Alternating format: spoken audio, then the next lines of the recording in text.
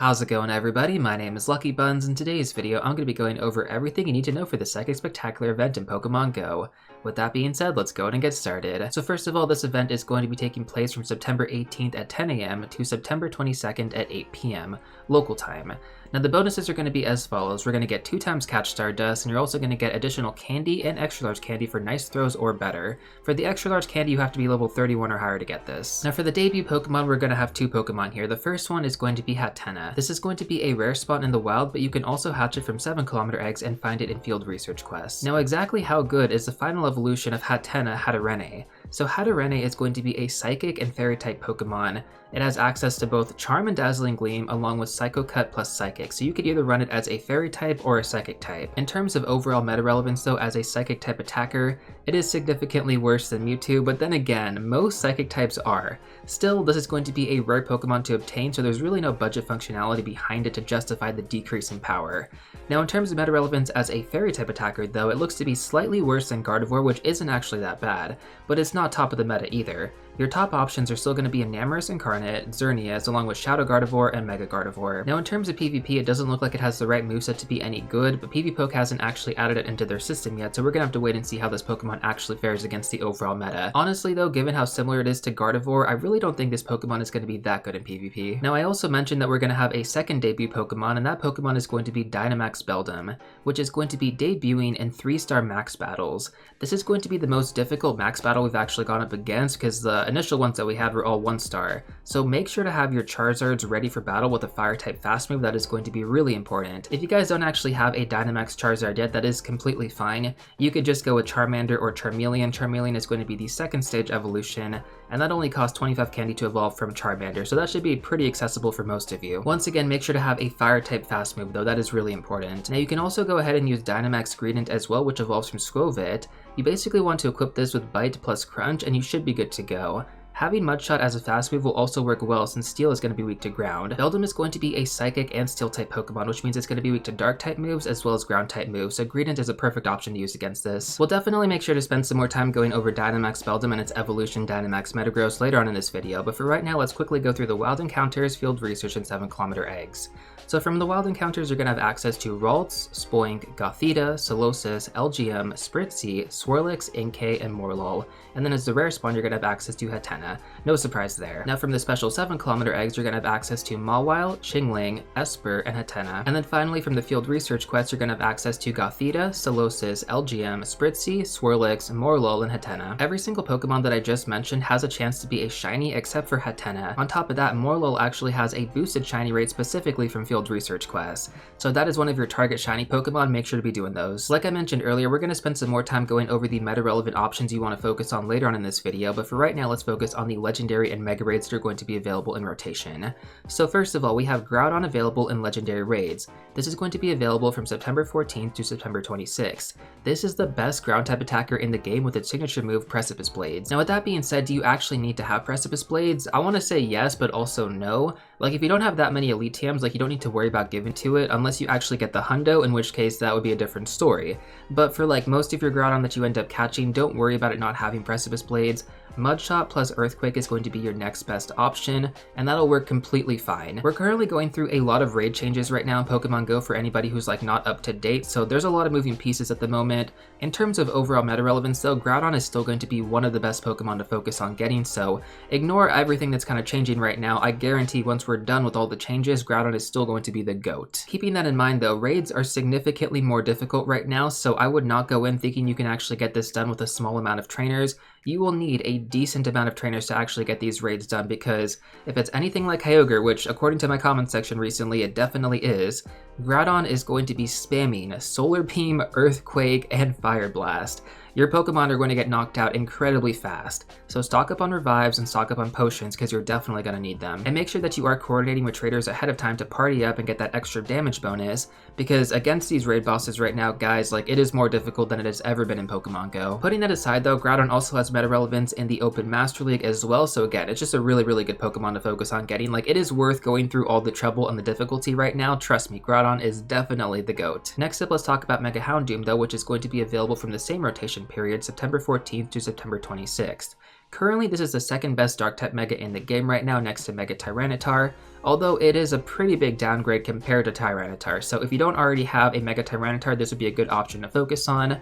I mean, on top of that, it also has the dual typing of Fire and Dark, which may come in handy during certain events for candy grinding once you get this Pokemon to Mega level 3. That being said though, I would strongly recommend using your free raid passes towards more Groudon raids opposed to Mega Houndoom raids. But again, like, make sure to get that initial energy, so at least do like 1 to 2 raids I would say, so that you can Mega Evolve your Houndoom for the first time, and then you can just walk it from there to get more energy. Next up, let's go over the pay timed research ticket, which is going to cost $2. You're going to get an incubator, a super incubator, a start piece, 15,000 experience, and more encounters with Morlul and Hattena. Now, is this research ticket actually worth getting? So first of all, it's a timed research ticket, so if you don't actually complete it before the event is over, you're going to lose it. So you have to keep that in mind as well. But in terms of the overall value, right, we have the incubator, which is 150, super incubator, which is 200, and then finally the start piece, which is going to be 100 coins. So essentially, you're going to be saving 250 Pokecoins based on the shop value alone for these items.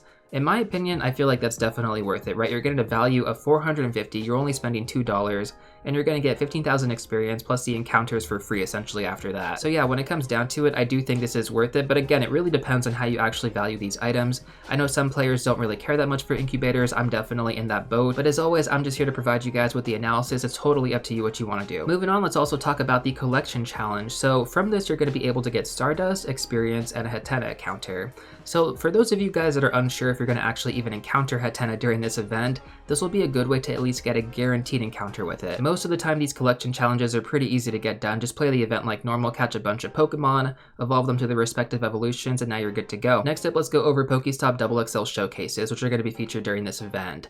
So if I had to predict which ones we're probably going to get, I would imagine it's either going to be Hattena, Morlul, or Beldum. This is only going to be a 4-day event, so I'm not really sure if we're going to have more than one showcase featured. But if you guys have any predictions, let me know in the comment section down below. Otherwise, I would make sure to hold on to your biggest Pokemon for these specific types.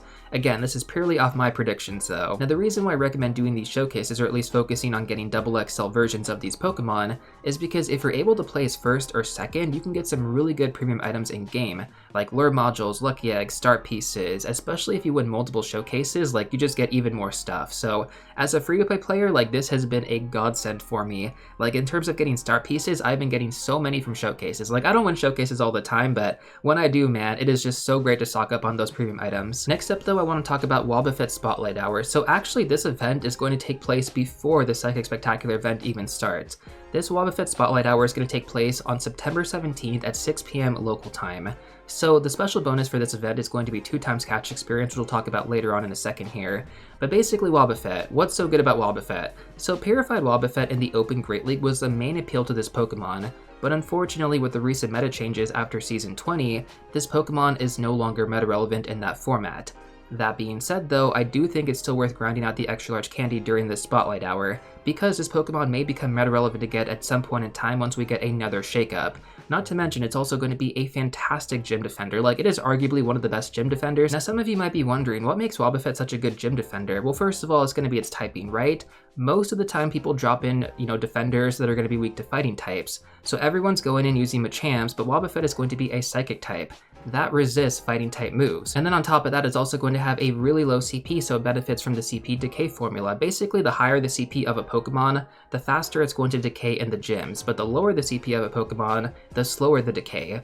Wobbuffet really takes advantage of not only the bulk, but also the CP decay. In my opinion, Wobbuffet has honestly been one of the goats for gym defending, so at the very least, if you don't want to focus on getting a Great League Wobbuffet, focus on getting a really good gym defender. I know some players don't like to agree that, gym defenders are that important in game, but let me tell you this right now, guys, like, if it wasn't for dropping in good gym defenders, I would not be getting Pokecoins as frequently. Now, in terms of the experience bonus for this Spotlight Hour, I do think it is nice, but nothing too crazy compared to other methods in game like friendship bonuses and 3x catch experience during certain Calm Day events. So for that reason, I wouldn't recommend using Lucky Eggs during this Spotlight Hour unless you have a lot of them. You can still use this time to practice your Excellent throws though and get like 2,000 experience per Excellent. That's still really, really good. So in my opinion, I would definitely make sure to Mega Evolve a Psychic type. I'll go over the best Mega Evolutions later on in this video, but make sure to have a Mega Evolution Psychic type active. Focus on getting as much extra large candy as possible, and then also focus on those Excellent throws. Next up, let's go over the Passimian and Oranguru Research Day. So at the very end of this event on September 22nd, we're going to have another event from 2 to 5 p.m. local time. This is going to be a special research day for Oranguru and Passimian. They will have boosted shiny odds from these field research quests, which you can collect at PokeStops. So in terms of overall meta relevance, there isn't really much for either of these Pokemon, but it should still be a really fun event. I always really enjoy the research days, and again, it's like a really good way to go out and hunt their shiny forms, and this will also be the debut of shiny Passimian. Now on top of that, during this event, we're also going to have wild encounters with Mankey, Apom, Slakoth, Chimchar, and Grookey. To be completely honest with you, most of these wild encounters really aren't that good for anything. Like, they used to have some meta relevance, like Mankey to Annihilate was really good in PvP, although after the recent update, it's kind of less than desirable now. Same thing with Slakoth into Vigoroth, like, it got really nerfed after the recent season updates. And then we also have Grookey, which is technically one of the newer starters that we just got in Pokemon GO, so I mean, that's a good one to actually farm for more candy. Not that it's like meta relevant right now, but just to kind of get more candy on it. Once again, your main focus should be on the Passimian and Oranguru field research quests. Speaking of which though, we also have a paid timed research for $2, which is basically just going to give you more encounters with these Pokemon. Although in my opinion, guys, this is not worth it at all. Like, you can just increase your encounters by completing more field research quests throughout the day, which again, are going to be shiny boosted. You don't get any special items from this timed research either, it's just encounters, so it kind of makes this ticket worthless in my opinion. Now before we actually get into the best Pokemon you want to focus on for this event, I also want to quickly go over PvP IVs, since we're going to talk about a few Pokemon that are kind of relevant in that category. So basically, you want to have low attack IVs and high defense and high stamina IVs. The reason for this is because this allows you to actually level up your Pokemon the most before it hits the CP limit for Great League or Ultra League. There are going to be some Pokemon that do have exceptions to this because their max CP does not reach that limit, in which case you would just want to get the best IVs possible, which could be the Hundo or sometimes even like a little bit less than that. In this video though, we are going to be mainly focused on the 0-15-15 IV spread as a general one to aim for. If you do want to quickly pull up good IVs for Great League and Ultra League, and use this search string on screen right now, you can also find this in the description as well. But now let's actually cover the best Pokemon you want to focus on during this event. So we'll start off with Ralts, which evolves into Gardevoir, then also into Gallade. We'll spend some time talking about Gardevoir first. So this is going to be one of the best Fairy-type attackers in the game, and it also has a Shadow variant that is available currently from the Fairy-type Rocket Grunts. Not to mention, Gardevoir also has a Mega Evolution that is going to be appearing in raids in the next few weeks. So farming a bunch of candy on this Pokemon right now will get you ready for that when you get enough energy to Mega Evolve it, if you don't already have one. Now I also mentioned that we have Ralts, which evolves into Gallade as well, right? So this is going to be a split evolution from Kirlia, and this only applies to the male variants. So this can be evolved into Gallade with a Sinnoh Stone, and this Pokemon is more focused on PvP relevance rather than raid relevance.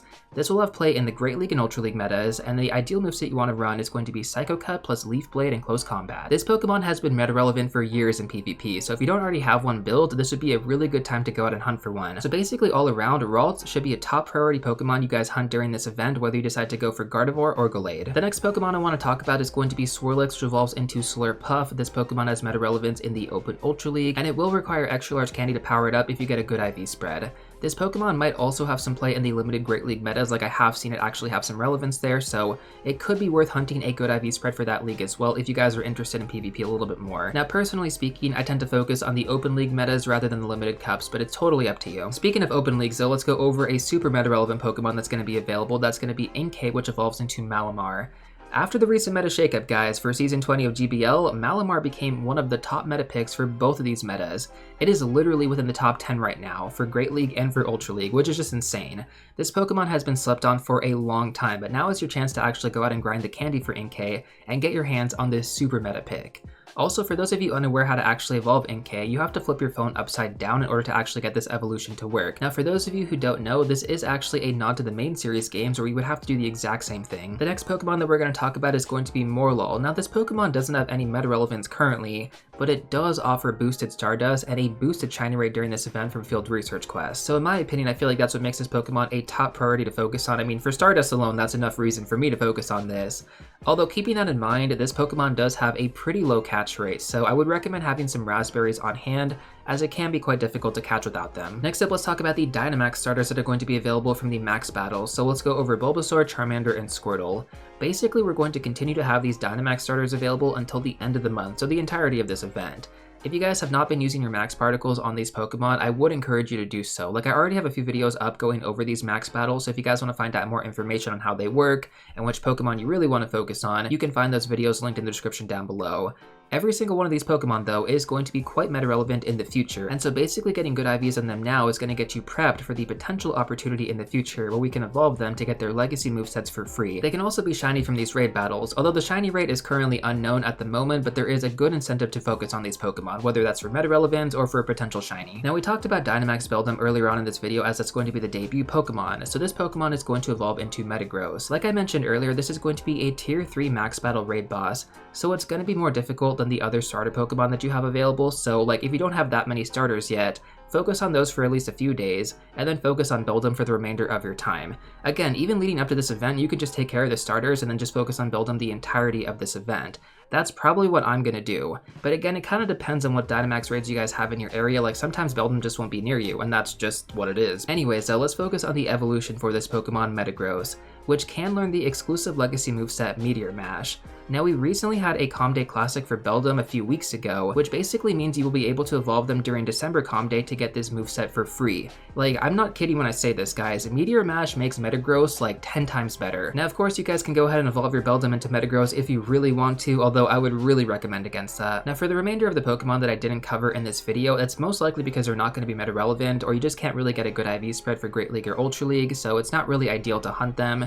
If you do feel like I missed anything though, let me know in the comments section down below. But with that being said, I do have some more tips and tricks to go over, so let's run through those right now. So first of all, the guaranteed extra large candy trades. For any of the Pokemon that I mentioned that you guys are actually interested in, I want to remind you that we do currently have the seasonal bonus right now. So if you're level 31 or higher, you can take advantage of this, and seriously, like I would strongly recommend trying to do as many trades as possible. By doing these trades, you also have a chance to get a lucky version of these Pokemon too, with really good IVs. Like the floor IVs on lucky Pokemon is going to be 12, 12, 12. So what that essentially boils down to is that you have a 1 out of 64 chance to get a hundo. That's pretty good. Not to mention the added benefit of spending half the Stardust to actually power it up, super awesome. Next up, let's go over the best Mega Evolution you want to have active during this event for candy bonuses. So the entire event is going to be Psychic types, right? So I mean, that's pretty much the main thing that we want to focus on here. In terms of the best Mega Evolutions you guys can go with, you have Alakazam, Slowbro, Gardevoir, Medicham, Latios, Latias, and Rayquaza.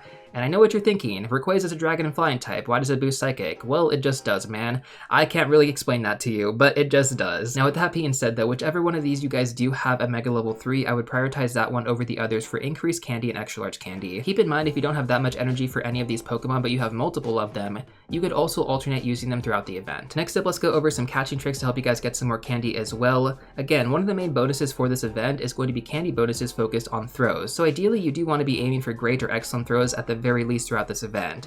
I found that the most consistent way to do this is by using the circle lock method. So essentially you want to hold the Pokeball down to set the circle, and then wait for the attack animation, and then time your throw so that it lands right as that attack animation finishes. Now I do actually have a more in-depth explanation on this, which I'm going to link down below if you guys are unfamiliar, but again, like when it comes down to precision, the circle lock method is the best thing to go for. Now once again, since the main bonus is going to be focused on candy, you could also be using Pinap Berries and Silver Pinap Berries as well to get even more candy on your Pokemon catches. To be honest, the only Pokemon that I would actually use Silver Pinap Berries on, since that's more of a commodity, is going to be Hattena. Everything else you can just use regular Pinap Berries. Combining the mega bonuses together though with the Pinap Berries and the increased candy on, excellent throws, you're going to be able to farm so much candy and extra large candy during this event. So if you really want to grind, you have all the resources available. Now finally, I'm also going to recommend Nanab Berries if you guys don't actually want to use the circle lock method. What this basically does is this makes this Pokemon stop attacking you completely, allowing you to really focus on your precision. Now personally speaking guys, I don't actually use the circle lock method that often, and the reason for that is because I find it more consistent like freehanding my throws. Getting like a rhythm to my throw just helps me land those excellent throws a lot more consistently. Again, that's all personal preference, like the circle lock method is the best I think for newer players, but for more experienced players, I feel like freehanding plus Nanab Berries is definitely the go-to. With that being said though, I think that's basically everything I have for you guys in this video. If you do want to check out some more content, I'm going to recommend these two videos right here, but before you go, don't forget to smash that like button, subscribe, and I'll see you all real soon in the next one.